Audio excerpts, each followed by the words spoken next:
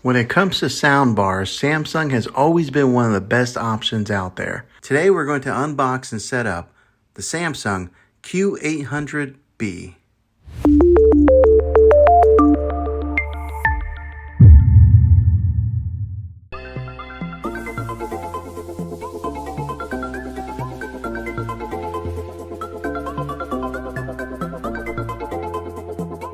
Okay, so here's the front of it, and on here you'll see where it's got the branding nameplate. There is a speaker with a soft covering right here. This is the back. It's got the big old hole here for the subwoofer outlet. The power cord goes here, and then here is an ID set button that you push here to get it paired up with a soundbar. All right, so let's see what's inside the bag here. The bag full of goodies. So they give you the power cables for one for the subwoofer, one for the soundbar. And good, they give me an optical cable here. I was kind of wondering that if I was gonna have to order this separately, because a lot of times some of these companies will save costs by not sending you the right cables that you need. But here's the optical cable that I'll use to tie this in directly into the TV. Here's the other end of the power, plug in the sound bar. A lot of times these square parts here are so beefy. This one kind of a medium size. The user manual, I don't know who reads these things. Okay, 2 angle brackets here to mount the sound bar if you were going to mount this onto the wall. I have a tendency of losing these things, but I'm going to be setting mine on the console underneath the TV right there, so I won't be using this. This right here is another part of the mounting bracket that kind of helps push it out from the wall. Some more nuts and bolts if you were going to hang it onto the wall. And now here is the remote. I'm always interested to see what the remotes on these things look like. Batteries, I always give these off the wall name brand batteries. This one's called Mustang. Who's ever heard of that?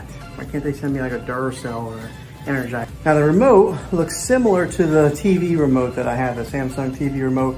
Let me show you the difference. Here is a TV remote right here, soundbar TV. So you can see they're pretty similar, but I imagine once I get the soundbar hooked up, I would really hope that I can get it hooked up to using just one remote, because I hate having to use 2 remotes. So we'll see how that pairs up with it and see if we can just use the one remote, the TV remote. I'll go ahead and put the batteries in to the soundbar remote. Okay, everything's unboxed here. I'm gonna go ahead and get all the power cables hooked up into the subwoofer and the soundbar and get it up there and get it plugged in and get it set up. Okay, on the back side of this, there is a USB output, there's an auxiliary in output, a digital. This is where the optical cable is that I will be using to be plugging in from here into the TV. And on the other side here, they got an HDMI in, and then they got the TV arc out. So this is the other HDMI arc out, and then right here is the power outlet, DC 24 volt. This is all on the back side. Okay, everything's all hooked in here now. Soundbar is displayed underneath the TV. I was a little bit concerned about that once I got the soundbar on there, because I didn't know how high it was gonna be to the bottom of the television there.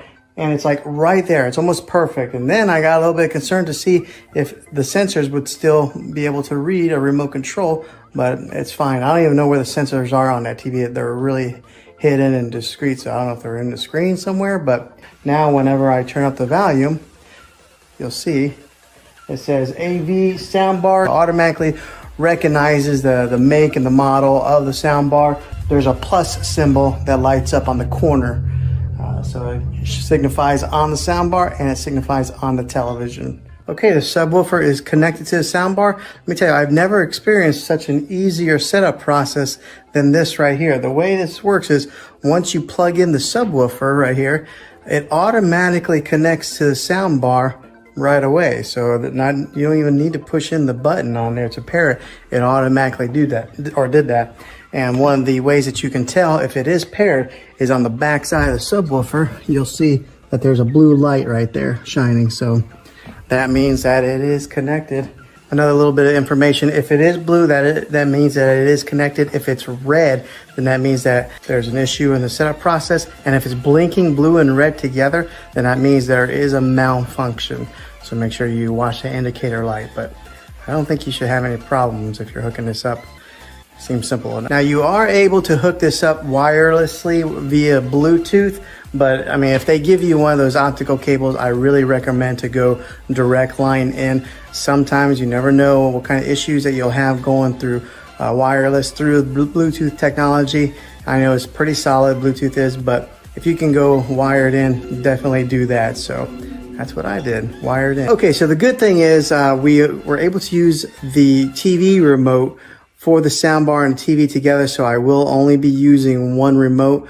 No need to have two different remotes, one to run a soundbar or one to run a TV. Everything will be accessed through this one right here. This is the TV remote, so I like that. Less remotes is better. Okay, so we're gonna do a little sound test to give you guys, I know it's gonna be hard for you guys to really tell, maybe, depending on what kind of sound system that you have, if it's coming through your computers. But I'll give you guys a little test of what it's gonna sound like. And I just did a little trial run. Let me tell you, it is a big difference between using a soundbar and just using the speakers on the TV. It gets pretty loud without having to turn it up very far. So much so that my wife is sitting behind me and she started squinting her eyes like that because it was just getting kind of loud for her, but listen in.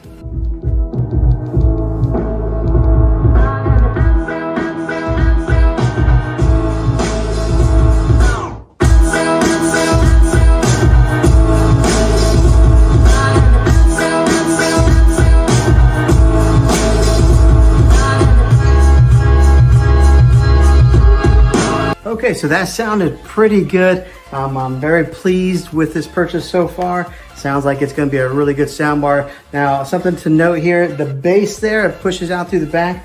In my particular surroundings, I've got it on a cornered wall right here, but when it pushes out, it kind of travels up, so we could hear the bass really well. I know everybody's environment is going to be a little bit different.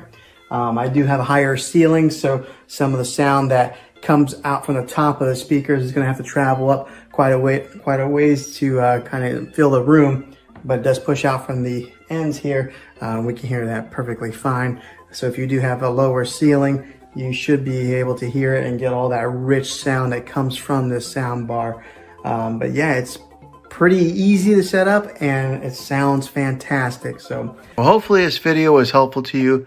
If it was, click a thumbs up on this. Go ahead and subscribe to my channel. I make tech videos all the time, and I would love to have you back in the next one. Take care.